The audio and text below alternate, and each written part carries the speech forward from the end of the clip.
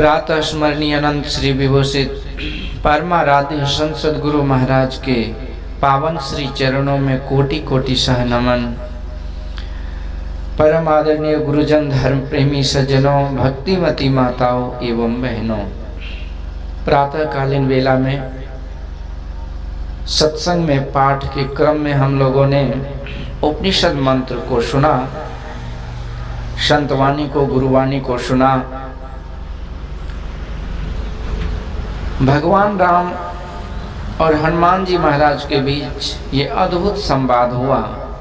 भगवान उपदेश करते हैं कि हे पवन तनय हनुमान जी, यदि कोई जीव मुक्ति को चाहे तो उसे उपनिषद पढ़ना चाहिए, मांडुक्य उपनिषद। वैसे हनुमान जी महाराज कोई साधारण प्राणी है नहीं। वैसे हम लोग देखते भी हैं, जो भी संवाद होता है तो श्रोता वक्ता ज्ञान निधि राम कथा अति गूढ़, दोनों ज्ञानी ही होते हैं। जैसे भगवान कृष्ण जब उपदेश दे रहे थे अर्जुन को, तो अर्जुन भी साधारण थे नहीं, नर नारायण के अवतार हैं। जब भगवान राम माँ सबरी को उपदेश दे रहे तो वो भी ऐसे वैसे नहीं है। सबरी माँ सब नवमह एकऊ जिनके होई, नारी पुरुष सचराचर कोई, सोई अतिशय प्रिय भामिनी मोरे, असकल प्रकार भगति दृढ़ तोरे। सब प्रकार के भक्ति हैं उसमें और उन्हीं को माध्यम बना रहे हैं। अब सती अनुसुईया माँ मैया जानकी को पातिव्रत धर्म का उपदेश, पतिव्रता धर्म का उपदेश। और जानकी माँ, अब जानकी माँ है तो उसको क्या उपदेश देंगे। तो इस तरह से अभी यहाँ पर हनुमान जी महाराज के बारे में कहा जाता है। तुलसीदास जी महाराज लिखते हैं, ज्ञानी नाम अग्रगण्यम, ज्ञानियों के पंगत में आगे बैठने वाले, सकल गुण निधानम, सारे गुणों के घर, रघुपति प्रिय भक्तम। तो ऐसे हनुमान जी को माध्यम बनाकर भगवान आज मुक्ति का उपदेश दे रहे हैं और कहते हैं इन मुक्ति को प्राप्त करने के लिए पढ़ो। क्या पढ़ो? तो उपनिषद को पढ़ो। गांव देहात के लोग, सत्संगी लोग उपनिषद कौन चिड़िया का नाम है नहीं जानते हैं। केवल पाठ के रूप में जब किया जाता है तो समझते हैं कि उपनिषद है क्या है। लेकिन ये प्राचीन काल में जो ऋषियों ने, महर्षियों ने, मुनियों ने, ज्ञानियों ने, तपस्वियों ने, योगियों ने जो प्रवचन व्याख्यान दिए वेद आदि पर, ईश्वर स्वरूप पर, सत्संग का जो व्याख्यान दिए, तो उस समय का जो प्रसिद्ध, उस समय का जो भाषा था वो संस्कृत, तो उसी में वो किया गया, तो उसी को उपनिषद कहते हैं। इसमें विविध प्रकार के संतों के, भगवान के संवाद हमको देखने को मिलता है। तो यही उपनिषद में वो ज्ञान है। तो प्राचीन काल में ये उपनिषद में था और संत मत की मूल भित्ति तो उपनिषद के वाक्यों को ही मानने पड़ते हैं। गुरु महाराज कहते हैं, मैं शुरू में सोचता था कि जब गुरु महाराज का पदावली पढ़ लिए, दो चार संतवाणी को पढ़ लिए, तो उपनिषद वेद में कौन सी फंसना है। लेकिन नहीं, जब मैं ऋषिकेश गया, बड़े बड़े संस्था में, बड़े बड़े आश्रमों में गया, बड़े बड़े संत महंतों के बीच गया, तो मैं देखा वहाँ तो वेद उपनिषद का ही पाठ होता है। यदि आप केवल संतवाणी लेकर के जाइए तो पूछेंगे कि संतवाणी कहाँ से आया, क्या है, नहीं है। तो उसका मान्यता है प्राचीन काल में से ही। तब समझ में आया कि वेद उपनिषद का कितना महत्व है। यदि ऊंचे दर्जे के प्रकांड विद्वानों के बीच में जाइए तो आपको प्रमाण के रूप में उपनिषद वाक्य ही चलता है। विशेष करके संतवाणी तो सब है, भाषा से कोई फर्क नहीं पड़ता। तो समय के साथ महापुरुषों ने हमारे आशा सुविधा के लिए उस हम लोगों को समझाने के लिए वो सरलीकरण हुआ उनके भाषा का।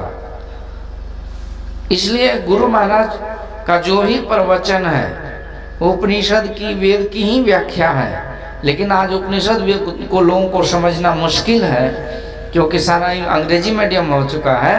तो इसलिए गुरु महाराज ने सरल से सरल भाषा में, हिंदी में भी जो इतना सरलीकरण करके बोले हैं कि आम आदमी भी, साधारण से साधारण आदमी भी, गांव देहात के जो दो अक्षर पढ़े नहीं है, केवल हिंदी समझ लेते हैं, तो वो भी गुरु महाराज के इस उपनिषद वेद की व्याख्या, वेदांत का ज्ञान वो समझ ले, तो ऐसा गुरु महाराज किए।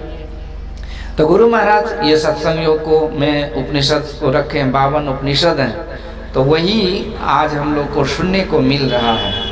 तो उस समय में भी उपदेश था कि उपनिषदों को पढ़ो, शास्त्र पुराणों को पढ़ो। ये पढ़ना भी गढ़ने के समान है, पढ़ेंगे तब न गढ़ेंगे, तो इसीलिए पढ़ना चाहिए। तो उस समय गुरुकुल का सिस्टम था। आज भी हम लोग जो भी है अपना स्वाध्याय करते हैं। यही भगवान कहते हैं कि हनुमान जी, उपनिषद को मुक्ति चाहते हो ना, तो उपनिषद को पढ़ो। एक जगह लिखा है, बहु शास्त्र कथा कंथा रोमन थे न विर्थैव किम अन्वेष्टव्यम प्रयत्न न मारुते ज्योतिरांतरम। हे पवन तनय, बहुत शास्त्र को मथने से क्या होगा, अंतर की ज्योति की खोज करो। और यहाँ कहते उपनिषद पढ़ो। कहीं लिखा है, यथा दर्वी पाक रसम यथा, यदि कोई शास्त्र पढ़े और उस पर नहीं चले तो वो दाल के डब्बू की तरह है, जिसको दाल का स्वाद पता नहीं है। पढ़े 6 शास्त्र, 18 पुराण पढ़े, वेद उपनिषद श्रुति स्मृति आदि को जाना है बनाना। छंद सोरठा ध्रुपद राग भैरवी को जाना है। इतना जो जाना है सब खाक धूर छाना है, जाना है वही जो निज स्वरूप पहचाना है। तो दोनों विरोधाभास लग रहा है ना, लेकिन विरोधाभास कब है, जब कोई लक्ष्य केवल पढ़ना ही बना दे और करे नहीं कुछ, तो पढ़ने से लाभ नहीं है। लेकिन करने के लिए पढ़ना तो पड़ता है। लोग उदाहरण देते कि कबीर साहब कॉपी कलम को जो छुए ही नहीं थे। लो, कबीर साहब कॉपी कलम छुए नहीं थे तो दोहा कैसे लिख दिए? वो दोहा में जो पद्य रचना है, आज उस पर PhD लोग करते हैं, तो कैसे आ गया वो? तो कहने का भाव यही है कि केवल पढ़ने मात्र से नहीं होता है, उसको जीवन में उतारने से भी होता है, पर पढ़ना भी जरूरी होता है। आगे कहते हैं भगवान, ये हनुमान जी मुक्ति के लिए मांडुक्योपनिषद ही समर्थ है। यदि उससे निवृत्त नहीं हो तो 10 उपनिषद को पढ़ो। ऐसे गुरु महाराज कहते हैं ना कि सत्संग में आओ, मानस जप दीक्षा ले लो, जप करो, ध्यान करो, हो जाएगी मुक्ति। लेकिन कहते ना, तो कहते फिर सत्संग करो। यहाँ अखिल भारतीय में जाओ, जिला वार्षिक में जाओ, साप्ताहिक में जाओ, तीर्थों में जाओ, मठ मंदिरों में जाओ, शास्त्र पुराण को पढ़ो, चारों वेद को पढ़ो, इसके लिए पानी व्याकरण पढ़ो, लघु सिद्धांत कौमुदी को पढ़ो, और इसके बाद उपनिषद जो है वेदांत को पढ़ो। इसके बाद 12 साल गुरुकुल में रहो, ये करो, फिर आकर के तो नंबर पे यहीं आएंगे। यदि शुरू में विश्वास नहीं होता तो ये पूरा प्रक्रिया को करो। तो यही भगवान कहते हैं कि पर 10 उपनिषद पढ़ो। यदि उससे निवृत्ति नहीं हो तो हे पवन तनय, तुम 108 उपनिषद 32 को पढ़ो, फिर 108 उपनिषदों को पढ़ो। आगे कहते हैं 11,180 उपनिषद हैं टोटल, उनको पढ़ो, और सार रूप में 108 ही हैं। आगे उपनिषदों की बात, फिर बाद में भगवान कहते हैं कि हे पवन तनय, हकीकत में मुक्ति होती कैसे है, तो दयानिधि सदगुरु महाराज के शरण में जाओ। इसके बाद गुरु बिनु भव निधि तरे न कोई, अजौ बिरंची शंकर सम होई। इसीलिए दयानिधि सदगुरु के शरण में जाओ और उनसे उपनिषद को पढ़ो। गुरु महाराज के वेद दर्शन योग की भूमिका में गुरु महाराज लिख दिए हैं कि 108 उपनिषद जो अंग्रेजी अनुवाद था, मैंने सबको पढ़ दिया, तब जाके उस पर हुआ। अंग्रेजी अनुवाद पढ़ गए गुरु महाराज। अब सब ज्ञान में निपुण थे ही, तो बाहरी दृष्टि से भी। तो कहते हैं उस उपनिषद को गुरु के सानिध्य में जाकर पढ़ो। तो हम लोग पढ़ रहे हैं यहाँ पर, ये भी पढ़ाई ही है। पढ़ाई का 2 फॉर्म होता है, एक रीडिंग और दूसरा लिसनिंग। श्रुति, वेद को क्या कहते हैं? श्रुति बोलते हैं ना। वेद का की बोले छे? श्रुति। श्रुति मतलब सुनना। तो पहले गुरु परंपरा में सुन करके ही पढ़ा जाता, सुन करके ही समझा जाता, वो भी पढ़ाई है। गुरुजी हमेशा लिखाते थोड़े रहते हैं, वो तो बोलते भी हैं, तो उनको सुना जाता है विद्यार्थियों को।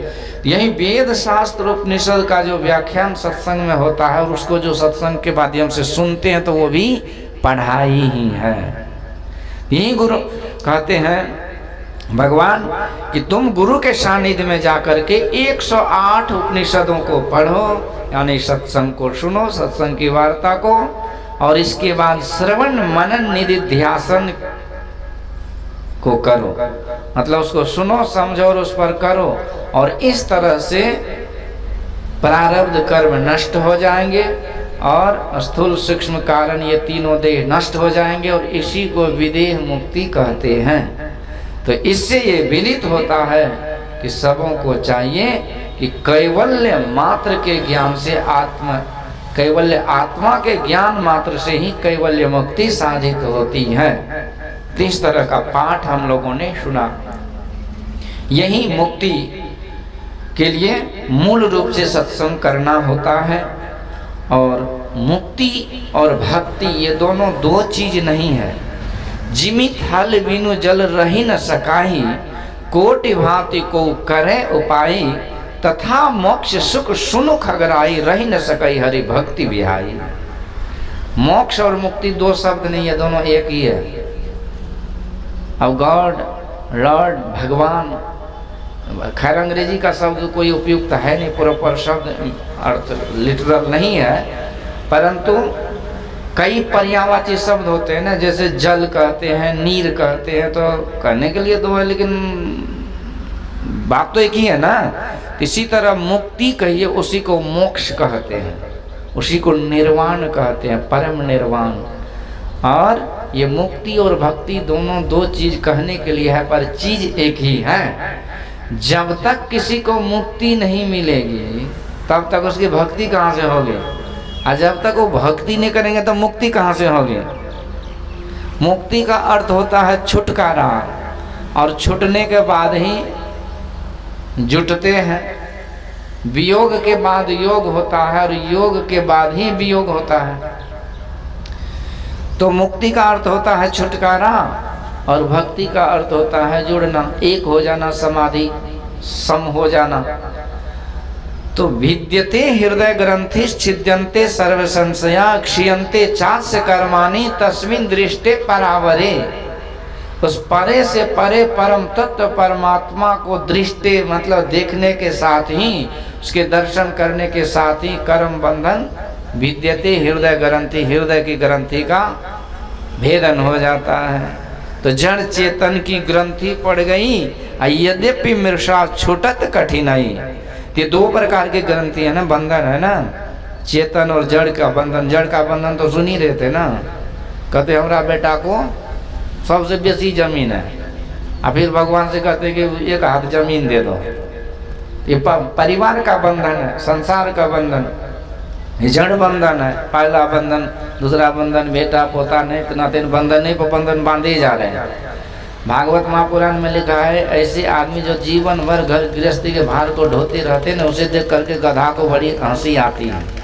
उसका भी गौरव से उसका भी सीना चौड़ा हो जाता है कि मेरे कुल खानदान का ये भी लग रहा है, जैसे मैं जीवन भर भार ढो रहा हूँ वैसे ये भी ढो रहा है। तो उस जाति के लोग कहते कि लगता है कि मेरे जाति का है ये भी है, क्योंकि मेरे जाति परंपरा में भार ढोने का काम आया है, ये भी ढो रहा है। ये बाहरी बंधन है, जड़ का बंधन है, और चेतन बंधन चित्त पर है।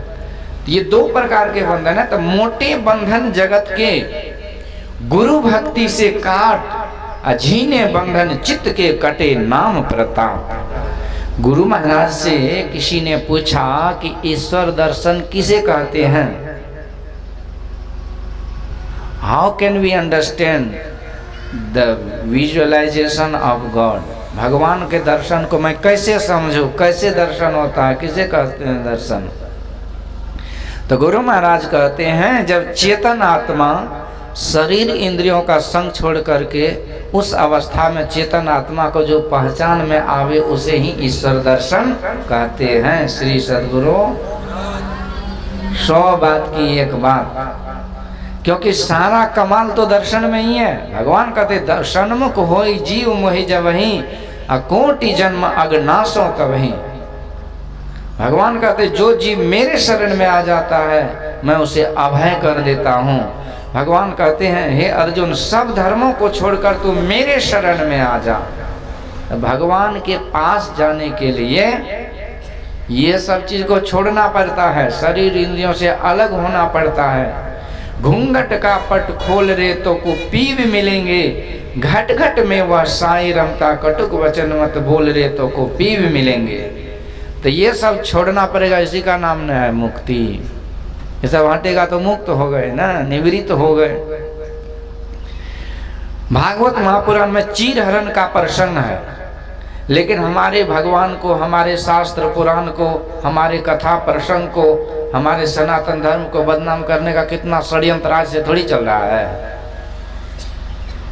ये सब दिन से चला आ रहा, धर्मी अधर्मी सब दिन से। भगवान के विरोधी कब नहीं थे? शिशुपाल तो रोज गाली पे गाली दिया जा रहा था, उसका कुछ बिगाड़े थे क्या?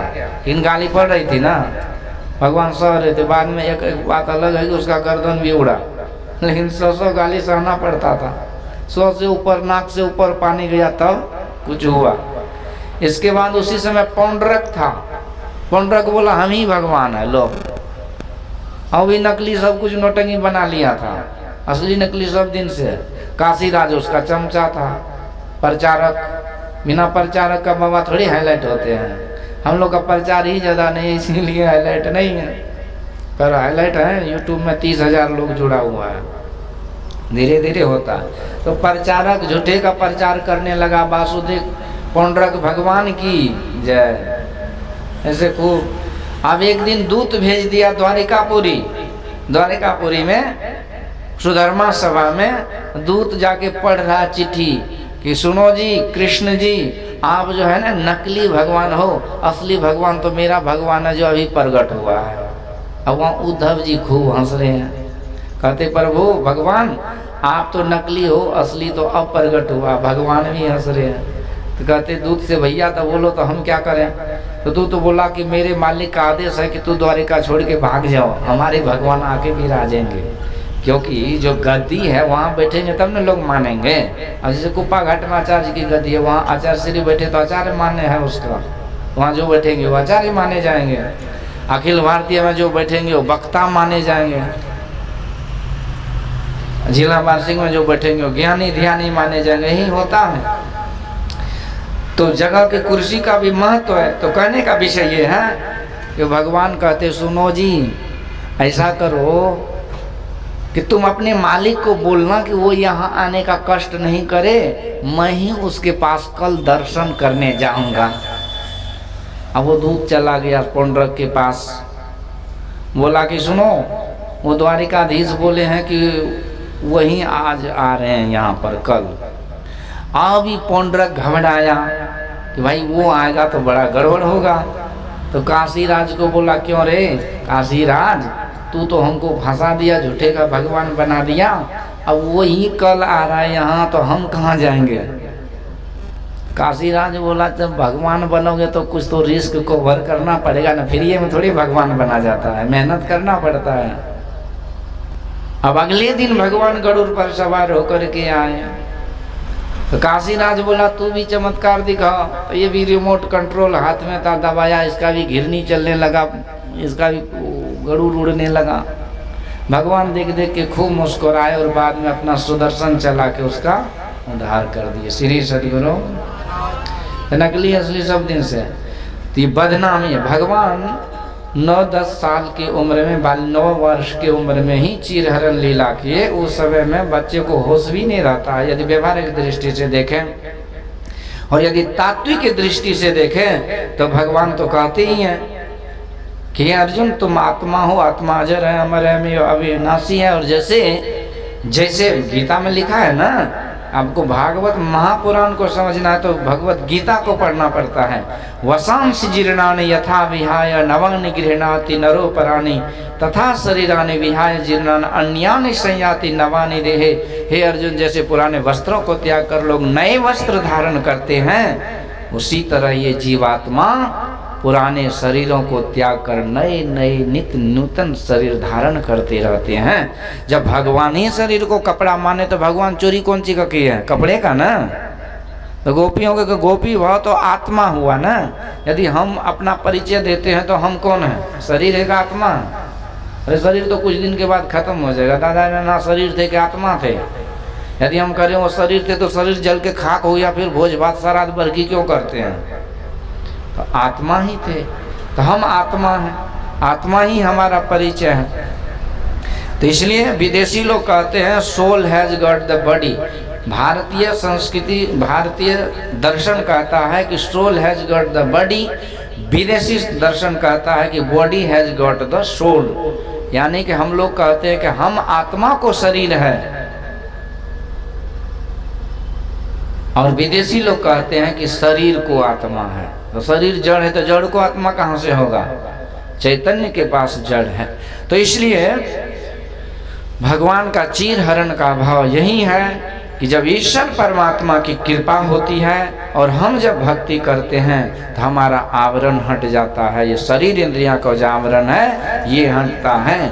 तो घूंघट का पट खोल रे तो को पीव मिलेंगे, घट घट में वह साई रमता, कटुक वचन मत बोल रे तो को पीव मिलेंगे। गुरु खोले तिल द्वार, हो ब्रह्मांड में पैसार, लखिए ज्योति अपार, भजो साध गुरुए। तिल द्वार क्या है? यही है अंधकार का पर्दा। तिल खिड़की में निस दिन वासा, श्रुति ठहरानी रहे आकाशा। तिल खिड़की में निस दिन वासा, गगन द्वार दिसे एक तारा, अनहद नाद सुने झनकारा। तो ये तिल खिड़की अंदर का खिड़की है, पर्दा है। तो घूंघट का पट खोल, तो यही गुरु खोले तिल द्वार।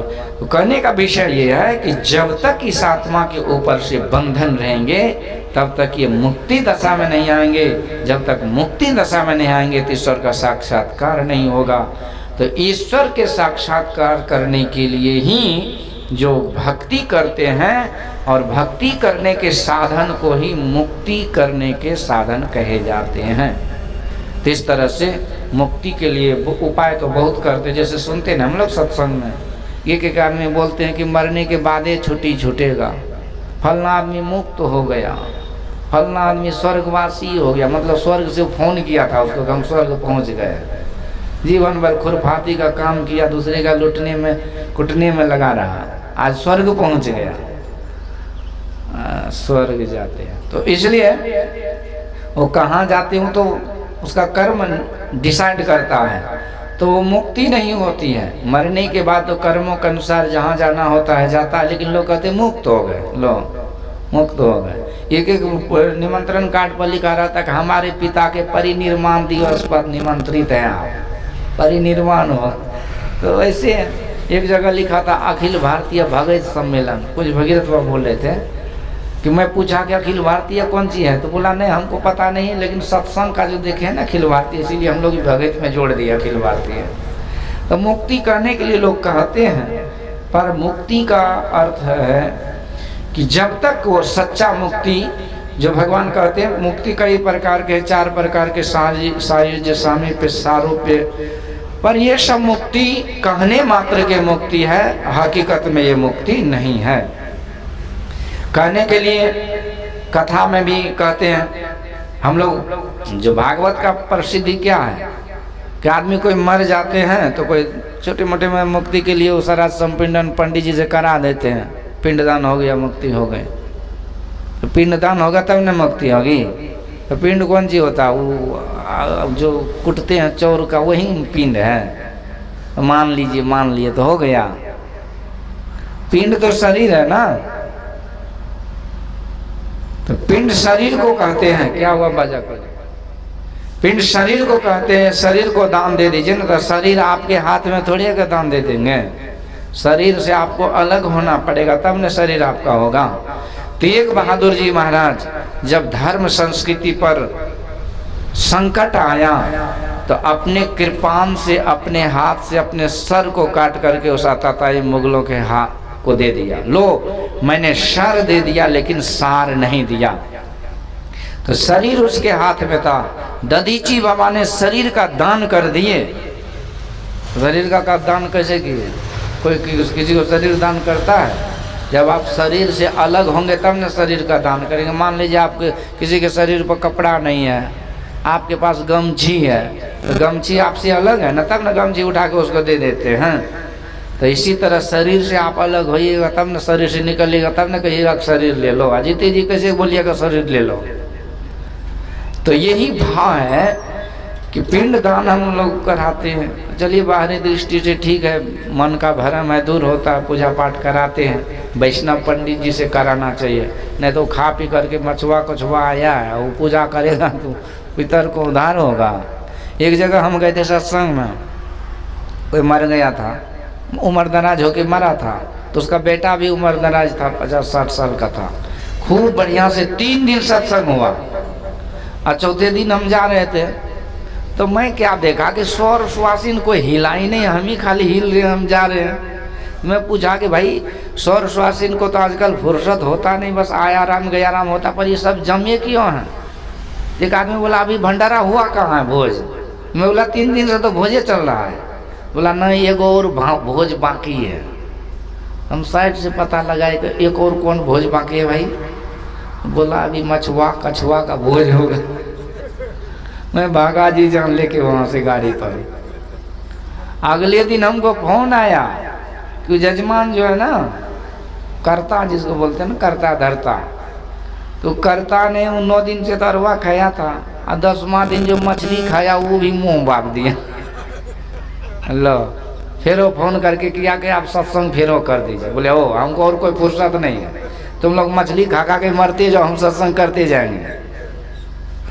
तो ये हाल है। तो पंडित जी भी वहीं खा खा करके मोरी आते हैं, अब वो शुद्ध कर देते हैं उसको, जजमान को।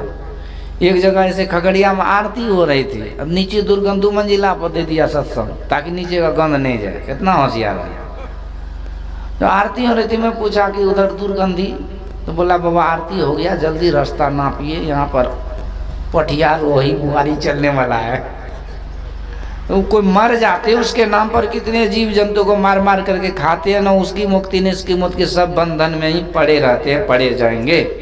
पर वो परंपरा अंध परंपरा में जगह जगह चलता है, तो वो मुक्ति है, मुक्ति का साधन लोग सोच के मान के करते हैं।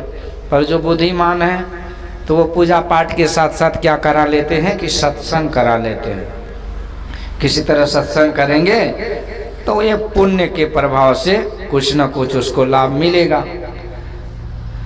तो उसमें सत्संग, और जिसको और ज़्यादा जो थोड़ा बहुत मानते हैं धर्म कर्म को, तो भागवत कथा कराते हैं कि भाई उसमें मुक्ति का कुछ लिखा हुआ है। धुंधकारी परेत योनि से छूट गया था, परेत था ना धुंधकारी, तो परेत से मुक्त हो गया। भागवत कथा सुनने से तो भागवत करा दो, ये भी कराते हैं।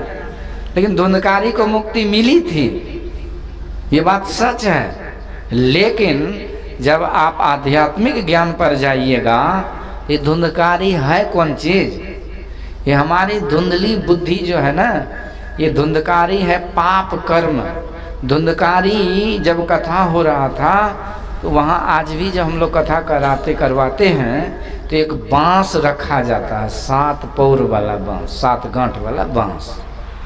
और मान्यता ये है कि वो 7 गांठ जो है फट जाता है, यानी कि वो धुंधकारी उस जो भी आत्मा है उसका छुटकारा हो गया। तो ठीक है, लेकिन बांस क्या है? ये है वासना। द्वे बीजे चित्त वृक्षस्य प्राण स्पंद यस्मिन, ये जो उपनिषद में है कि प्राण स्पंदन और वासना, यही 2 बीज है चित्त के। एक के नाश होने से दूसरा का नाश हो जाता है। ये 7 बांस का जो गिरा है ये है वासना। ये वासना मिटता है सत्संग से। तो यहाँ पर जब हम सत्संग करते हैं तब जाकर के मुक्ति होती है। आत्मदेव का ही बेटा था ना धुंधकारी, और आत्मदेव की घरवाली का नाम था धुंधली। क्या नाम था? धुंधली। तो धुंधली कभी आत्मदेव के बात पर नहीं चली, और जिस कारण से आत्मदेव को दुख हुआ। तो धुंधली घरवाली थी। घरवाली किसको कहते हैं? घरवाली को घरवाली कहते हैं, और किसको कहेंगे? लेकिन सबके पास एक घरवाली है, वो है उसकी बुद्धि। बुद्धि को भी घरवाली कहा गया है, भागवत महापुराण में ही है। तो बुद्धि घरवाली है हमारी। अब बुद्धि जो खुरफाती बुद्धि होती है तो उसी का नाम है धुंधली, जिसको हमेशा भ्रम रहता है। तो संशयात्मिका बुद्धि विनश्यति, जिसके बुद्धि में संशय है तो वो उसको भ्रम है ना। तो और संशय जिसके बुद्धि में है, धन चक्कर जिसको लगा है, तो उससे वो भक्ति नहीं होती, क्योंकि बुद्धि को सारथी भी कहा गया। यदि सारथी को संशय हो कि किधर जाने जाए तो घूमते रहेगा तो कहाँ जाएंगे वो। तो इसलिए बुद्धि है धुंधली देवी और आत्मदेव तो आत्मा है ही है। तो ये बुद्धि को सत्संग के द्वारा, बिनु सत्संग विवेक न होई, तो सत्संग में आकर के सठ सुधरई सत्संगति पाई। जब हम सत्संग में आते हैं तो हमारी बुद्धि सुधरती है। और धुंधली बुद्धि, और उसका बेटा कौन है? तो धुंधकारी। लेकिन जब बुद्धि खुरफाती होती है तो बुद्धि निर्णय नहीं कर पाती है सत असत कर्म का, शुभ अशुभ कर्म का और अच्छा खराब कर्म का। और इस कारण से बुद्धि जब खराब कर्म करने लगती है, पाप कर्मों को, तो उससे क्या होता है? पाप कर्म करने से क्या होता है? दुख होता है ना। तो वही दुख है धुंधकारी, तो वही दुख होने लगता है। तो दुख की मुक्ति के लिए करना क्या होता है? दुख की मुक्ति के लिए और पापे करेंगे? उसके लिए पुण्य करना पड़ता है, सत्कर्म करना पड़ता है, और यही सत्कर्म है सत्संग। तो धुंधकारी 5 वेश्याओं के साथ रहने लगा था। पिता चले गए थे जंगल, उसकी माँ कुआं में डूब के मर गई थी, भाई चले गए थे तीर्थ यात्रा में, और धुंधकारी इस तरह से 5 वेश्याओं के साथ रहने लगा। 5 वेश्या क्या है? 5 विषय है, 5 वेश्या, जो आदमी को निर्लज बना देता है, आदमी को बेशर्म बना देता है। कैसे? तो देखिए, जिह्वा के स्वाद में एक चुटकी खैनी और 10 बीघा जमीन, 50 लाख घर में, आज जिसको यह उपाय नहीं उसके सामने भी हाथ फैला देते। तो और भी है। तो 5 वेश्या, 5 विषय में लगे रहने के कारण, कुबुद्धि के कारण जीवन में दुख ही दुख होता है। यही है धुंधकारी। और इसकी मुक्ति कैसे होगी? तो सूर्य भगवान यानी कि सूर्य रूप गुरु होते हैं ना, तो गुरु महाराज का उपदेश हुआ कि सत्संग करो। तो गोकर्ण जी महाराज तो संत के ही संतान है ना, सत्संगी है। तो इन्होंने सत्संग किया और अद्भुत सत्संग जब हुआ तो वहीं सत्संग के कारण दुख रूपी धुंधकारी की निवृत्ति हो गई, उसकी मुक्ति हो गई। और वो धुंधली यानी बुद्धि कुबुद्धि सुबुद्धि में परिणत हो गई। और इस तरह से आत्मदेव आत्मा राम का कल्याण हो गया, इसकी मुक्ति हो गई। श्री सद्गुरु महाराज की जय। कहने सुनने का बहुत बात है, पर प्रातःकालीन सत्संग है तो यहीं पर हम लोग सत्संग को विराम देते हैं।